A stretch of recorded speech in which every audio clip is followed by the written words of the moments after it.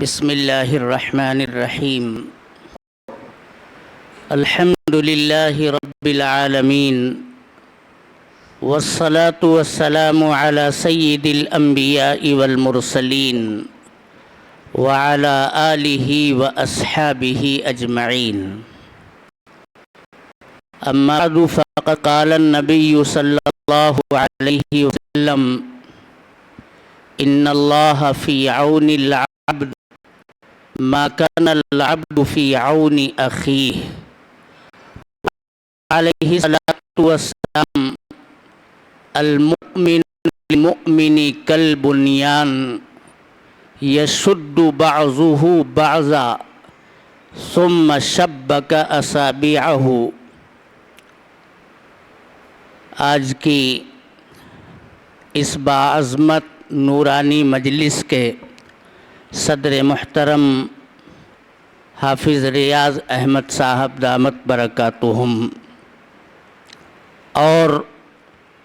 اس مجلس کے روح رواں حضرت مولانا سراج احمد صاحب حمیدی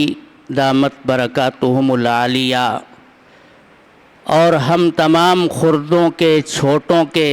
مخدوم بزرگ ترین عالم دین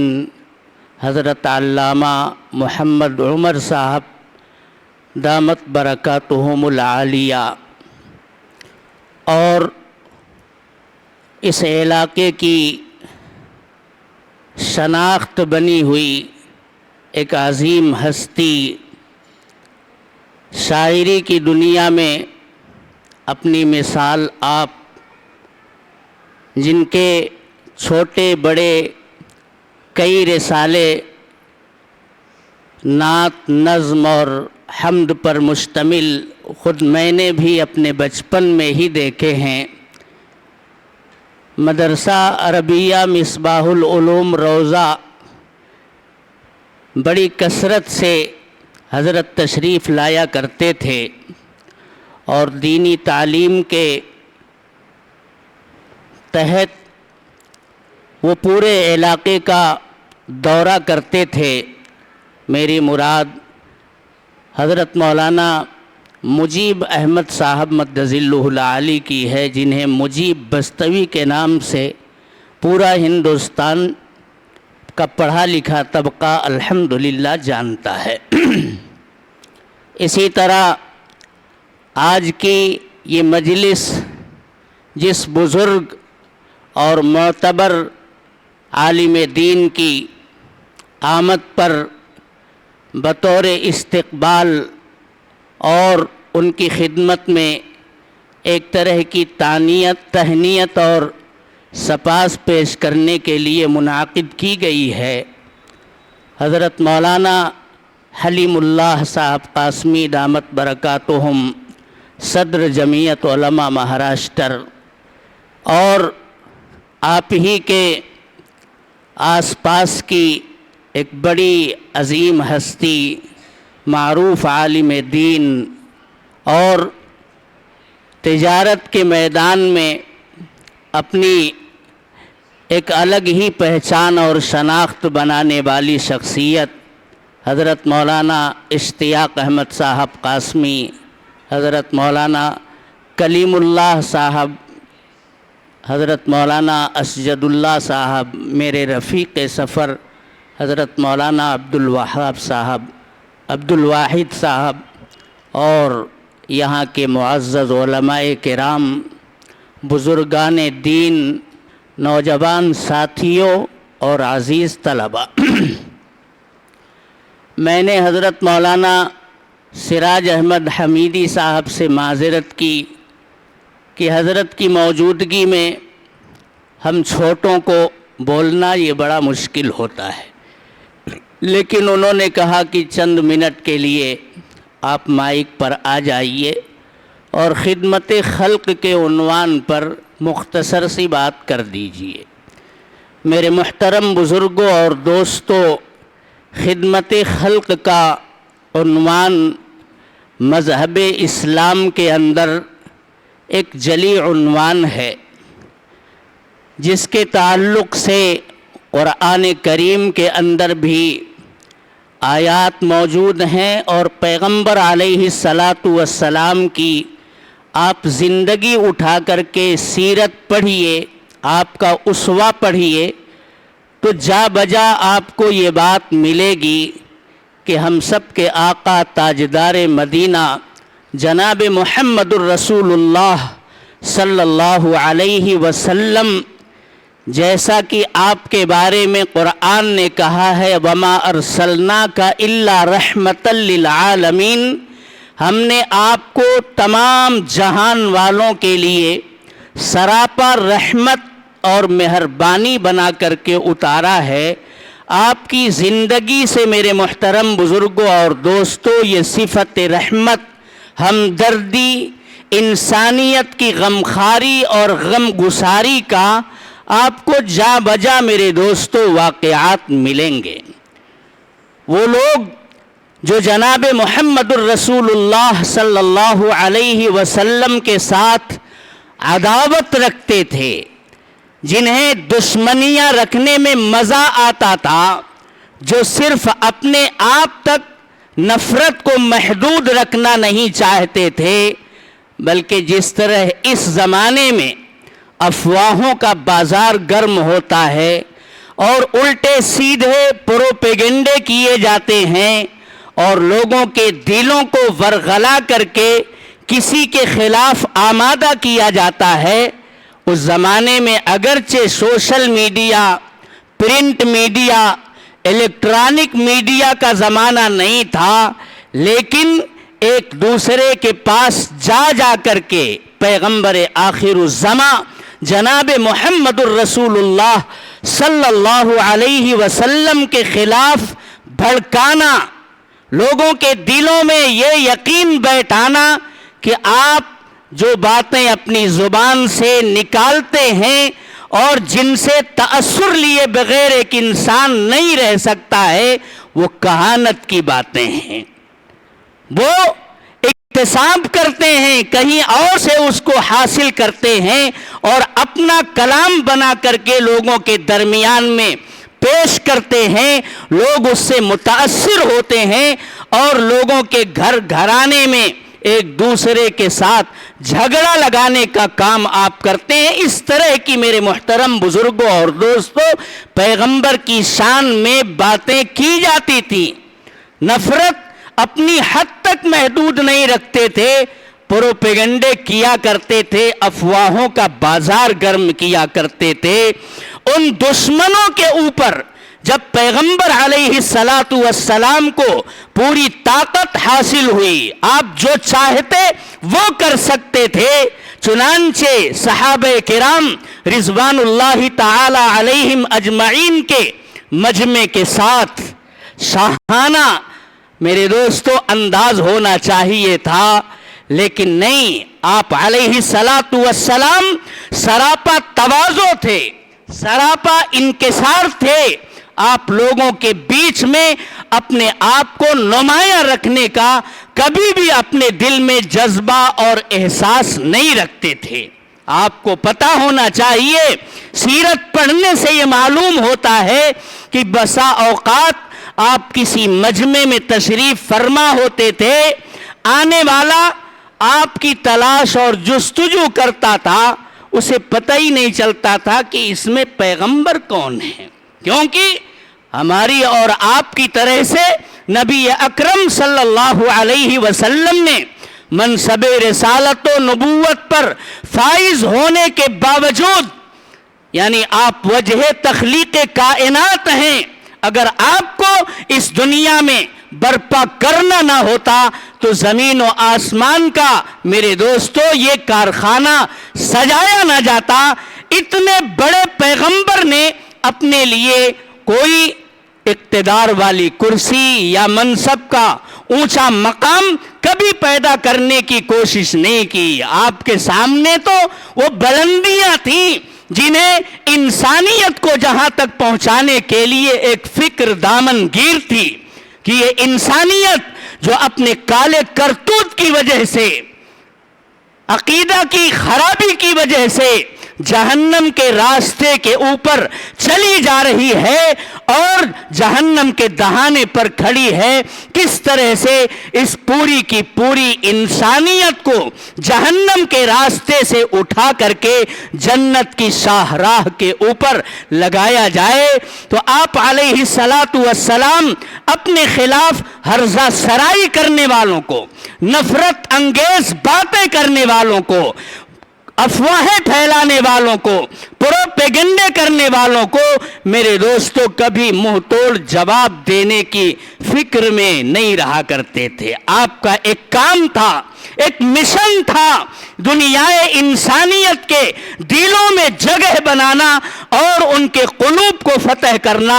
آپ علیہ السلام نے کانٹے بچھانے والوں کو بھی جا کر کے ان کا پرسان حال کیا، ان کی حالت دریافت کی جب کانٹا بچھا ہوا اپنے راستے میں نہیں پایا، جب پوری طرح سے آپ طاقتور تھے اور قابو یافتہ تھے، جو چاہتے وہ کر سکتے تھے، اور مکے میں داخل ہوتے وقت صحابہ میں سے کسی نے یہ کہہ بھی دیا، الیوم یوم الملحمہ، آج تو مکہ فتح ہوگا، آج باغڈور پیغمبر کے ہاتھوں میں ہوگی، ہمیں جن لوگوں نے ستایا تھا آج کھل کر کے ان کی اینٹ سے اینٹ بجائی جائے گی، بدلہ لیا جائے گا۔ آپ علیہ السلام نے کتنی ناراضگی کا اظہار فرمایا اور کہا یہ مت کہو الیوم یوم الملحمہ، بلکہ یہ فرمایا کہ یوں کہو الیوم یوم المرحمہ، آج یہ مرحمت کا دن ہے۔ آپ علیہ السلام سراپا رحمت تھے، اپنے دشمنوں کے ساتھ، نفرت کرنے والوں کے ساتھ، میرے دوستو جو ہمیشہ اسلام اور پیغمبر اسلام کے خلاف تلواریں سونت کر کے چلنے والے لوگ تھے، ایسے لوگوں سے آپ علیہ السلام نے کہا کہ آج کے دن میں تم سے وہی کہہ رہا ہوں جو سیدنا یوسف علیہ السلام نے اپنے ان بھائیوں کے حق میں کہا تھا جنہوں نے لے جا کر کے انہیں اودھے کنویں کے اندر ڈال دیا تھا۔ لا تثریب علیکم اليوم، آج میں اگرچہ قابو یافتہ ہوں لیکن تمہارا کوئی مواخذہ نہیں ہوگا، تمہاری کوئی گرفت نہیں ہوگی، تمہیں بالکل پریشان نہیں کیا جائے گا اور تمہیں پرانی باتیں یاد دلا کر کے نادم و پشیمان بھی نہیں کیا جائے گا۔ آج کا دن آپ علیہ السلام کے لیے میرے محترم بزرگوں اور دوستوں رحمت برسانے کا تھا، وہ آپ نے برسا کر کے دکھایا، اور آپ کا اسوہ ہی، آپ کا طریقہ ہی میرے محترم بزرگوں اور دوستوں ہر صاحب منصب کے لیے کارآمد ہے، مفید ہے۔ الحمدللہ آج کی اس مجلس کے اندر جنہیں دولہا بنا کر کے ہم نے اور آپ نے پیش کیا ہے، ہم سب کے مخدوم حضرت مولانا حلیم اللہ صاحب قاسمی دامت برکاتہم العالیہ، یہ منصب بلند میرے محترم بزرگوں اور دوستوں آپ کو یوں ہی نہیں ملا ہے۔ آپ ایک طرف اپنی علمی، سیاسی اور سماجی قابلیت کے میدان میں اپنی مثال آپ ہیں، تو دوسری طرف حلم، بردباری، تلطف اور مہربانی کا آپ سراپا مجسمہ ہیں۔ جو باتیں میرے دوستو آپ نے دیکھی حضرت کے خلاف اٹھائی گئیں پروپیگنڈے کی، کس دل گردے سے ہم اور آپ اس کو برداشت نہیں کر سکتے۔ اللہ نے انہیں ایک طرف جہاں علمی میدان میں مقبولیت اور محبوبیت سے نوازا ہے، تو سیاسی اور سماجی خدمت کے لیے بھی وہ اپنی مثال آپ ہیں۔ جس جماعت کا ابھی اشعار کے اندر ہمارے محترم دوست حافظ محمد طلحہ صاحب اپنی نغمگی آواز میں پیارا تذکرہ کر رہے تھے، جب سے حضرت مولانا حلیم اللہ صاحب قاسمی نے جنرل سیکریٹری شپ جمعیت علماء مہاراشٹر کی سنبھالی سن 2010 میں، اس وقت سے لے کر کے میرے دوستو اس صدارت کی کرسی پر آنے سے پہلے تک ان کی جو قربانیاں ہیں جمعیت علماء کے پلیٹ فارم سے، جو خدمات ہیں، ان خدمات کو آپ دیکھیے۔ جماعت کو لے کر کے چلنا اور جمعیت کے احباب اور ارکان کو، میرے محترم بزرگوں اور دوستوں، انہیں اپنے کام پر مطمئن کرنا، یہ بہت بڑا کام تھا۔ جمعیت علماء کا نام تو ہم اور آپ سنتے تھے، خاص طور سے مہاراشٹر کے اندر ہم لوگ زمانے سے رہتے ہیں، میں اور مولانا ایک ہی ادارے کے اندر ہیں، اتفاق سے ہم دونوں ایک دوسرے کے نام کی طرح سے نام بھی رکھتے ہیں، لوگ اکثر مجھ کو حضرت کا بھائی یا حضرت کا بیٹا سمجھتے ہیں۔ بڑی اس کے اندر بھی اللہ تبارک و تعالیٰ کی مصلحت ہے۔ حضرت والا کو میں نے دیکھا ہے صوبے مہاراشٹر کے چپے چپے میں جمعیت علماء کی مذہبی شناخت، میرے محترم بزرگوں اور دوستوں، اس کے مذہبی رنگ کو اگر کسی نے قرآن اور سنت کی روشنی میں لوگوں کے قلوب کے اندر پیوست کرنے کا دلائل کے ساتھ کام کیا ہے تو وہ حضرت والا کی ذات گرامی ہے۔ میں اپنے دوستوں میں جو بڑے پڑھے لکھے ہیں ان کے اندر بیٹھتا ہوں، باتیں ہوتی ہیں، سب کا یہ اعتراف ہوتا ہے کہ اللہ تبارک و تعالیٰ نے حضرت مولانا حلیم اللہ صاحب کو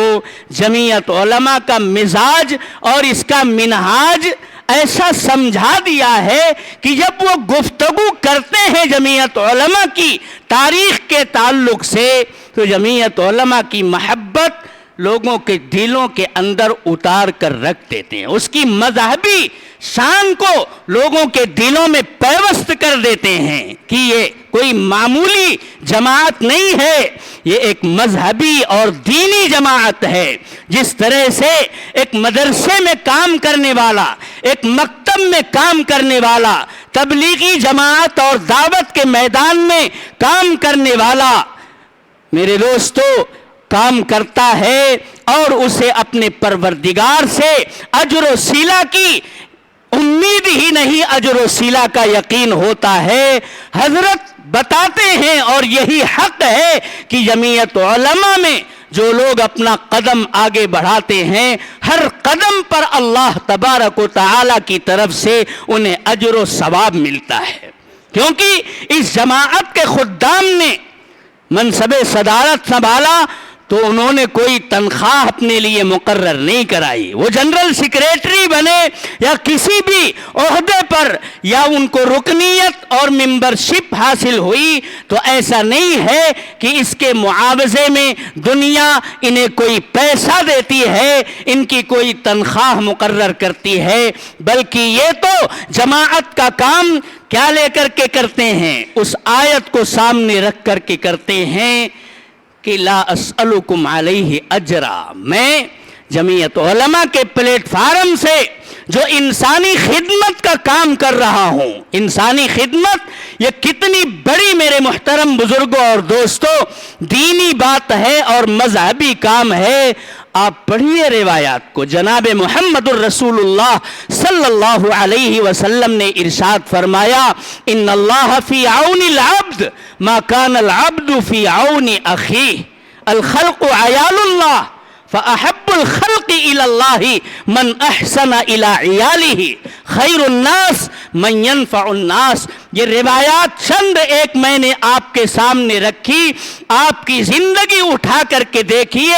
آپ نے بلا تفریق مذہب و ملت انسانیت کی خدمت کرنا، میرے دوستو اپنی سیرت سے امت کو یہ پیغام اور یہ میرے دوستو عنوان بخشا ہے۔ آپ نے تو ان دشمنوں کے لیے بھی ریلیف اکٹھا کر کے مکہ المکرمہ کے مشرکین تک، کفار تک پہنچائی، جو ایک زمانے میں آپ کے ایسے دشمن تھے کہ ناطقہ بند کر دیا تھا، نظر بندی کی زندگی آپ کو گزارنی پڑتی تھی، آپ کے صحابہ کو کبھی حبشہ کی ہجرت کرنی پڑی اور کبھی آپ کے حکم اور اجازت سے مدینہ المنورہ کا رخ کرنا پڑا، خود بھی بنفس نفیس پیغمبر آخر الزمان علماء کو مدینہ کی طرف رخ کرنا پڑا، ہجرت کرنی پڑی۔ ایسے شدید ترین مخالفین پر جب وقت پڑا قحط زدہ کے، میرے دوست قحط زدہ ہوئے، تو آپ نے اہل مدینہ سے، مہاجرین اور انصار سے ان کے لیے ریلیف اکٹھا کر کے پہنچوائی۔ یہ انسانیت کی خدمت میرے محترم بزرگوں اور دوستوں بہت بڑا کام ہے، اور پیغمبر فرماتے ہیں کہ اللہ تبارک و تعالی اس بندے کی مدد میں لگا رہتا ہے، مسلسل اس کو اپنی نگہداشت میں رکھتا ہے، اپنی حفاظت میں رکھتا ہے، اپنی حمایت میں رکھتا ہے۔ جو بندہ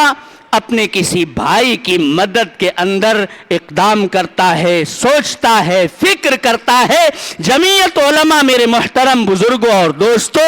اسی فکر اور احساس کا نام ہے کہ اللہ کے کلمے کی تعمیل کے ساتھ اور اس کی سربلندی کے ساتھ ساتھ انسانیت کی خدمت کو اپنا اوڑھنا بچھونا بنایا جائے، اور اسی نہج پر جمعیت علماء الحمدللہ کام آج تک کرتی چلی آئی ہے۔ جمعیت علماء مہاراشٹر کو اللہ تبارک و تعالی نے حضرت کے ذریعے جتنا زیادہ آشنا اور جتنا زیادہ متعارف کروایا ہے، آپ سے پہلے جمعیت علماء اتنی متعارف نہیں تھی۔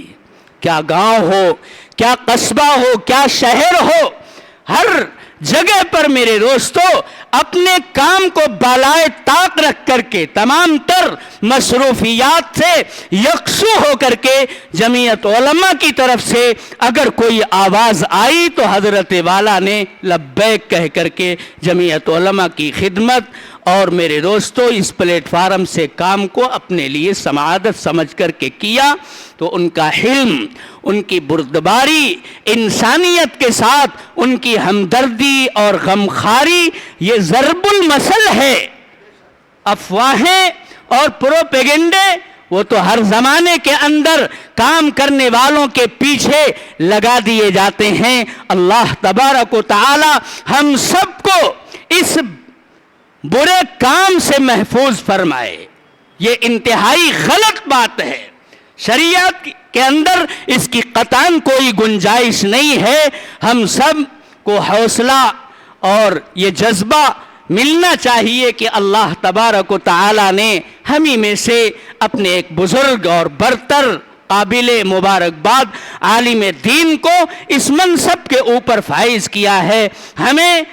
ان کے شانہ بشانہ رہ کر کے، ان کے قدم سے قدم ملا کر کے ان کے پیغام کو، جماعت کے پیغام کو آگے بڑھانے کی جد و جہد اور کوشش کرنی ہے۔ یہ خدمت انسانیت کی میرے دوستو کام کرنے والی جماعت ہے۔ اس جماعت کے ساتھ وابستہ ہو کر کے ہم اپنے ان اکابر بزرگوں کے ساتھ وابستہ ہو جاتے ہیں جن کی دیانت، امانت، تقوی، تقدس اور خدمت انسانیت کے میدان میں میرے دوستو ان کی مثال ڈھونڈنے سے نہیں ملتی ہے۔ اللہ تبارک و تعالی اس جماعت کو محفوظ فرمائے اور اس جماعت کے تمام کارکنان کی، تمام عہدیداران کی اللہ تبارک و تعالی عمر میں، صحت میں خوب برکت عطا فرمائے۔ ماشاءاللہ آج یہ دونوں بزرگان دین آپ حضرات کے سامنے موجود ہیں۔ آپ حضرات ان کی خوب عزت افزائی کیجئے اور یہ کہیے کہ انشاءاللہ ہم آپ کے معاون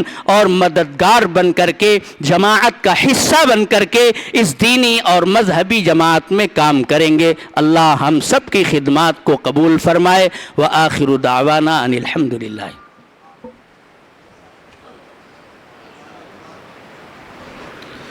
ماشاءاللہ بہت عمدہ۔ کبھی ہمت تو کبھی حوصلے سے ہار گئے، کبھی ہمت تو کبھی حوصلے سے ہار گئے۔ ہم بد نصیب تھے جو ہر کسی سے ہار گئے، اور عجیب کھیل کا میدان ہے یہ دنیا بھی کہ جس کو جیت چکے تھے اسی سے ہار گئے۔ میں حضرت مولانا